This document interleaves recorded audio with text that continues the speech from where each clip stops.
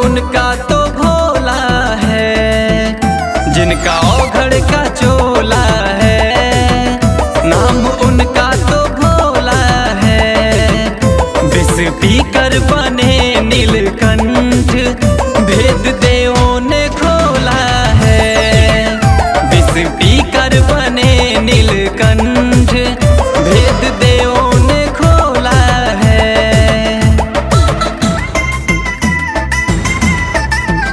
भेद देवों ने खोला है। म्यूजिक बाय जयपुर देवा। भेद देवों ने खोला है।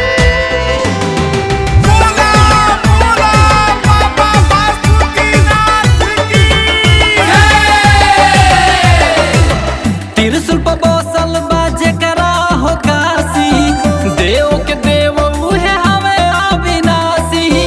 उनका से बढ़ के हु नइखे सन्यासी, बाट के महल बन गइले कैलाशी। बाट के महल बन गइले कैलाशी। त्रिशूल पर बसल बा जेकरा हो काशी, देव के देव उहे हवे अविनाशी।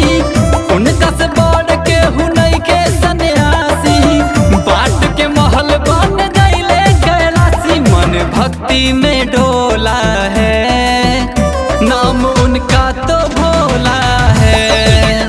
विष पीकर बने नीलकंठ, भेद देवों ने खोला है।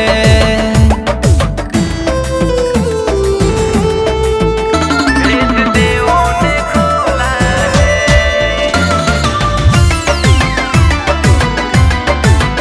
भेद देवों ने खोला है।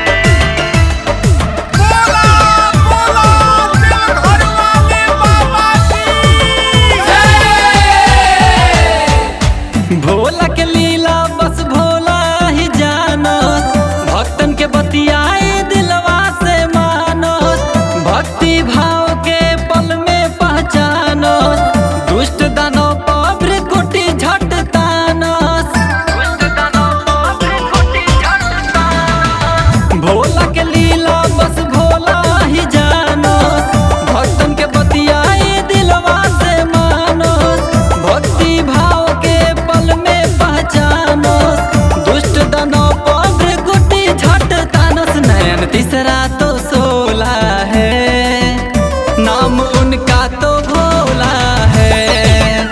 विष पीकर बने नीलकंठ, भेद देवों ने खोला है।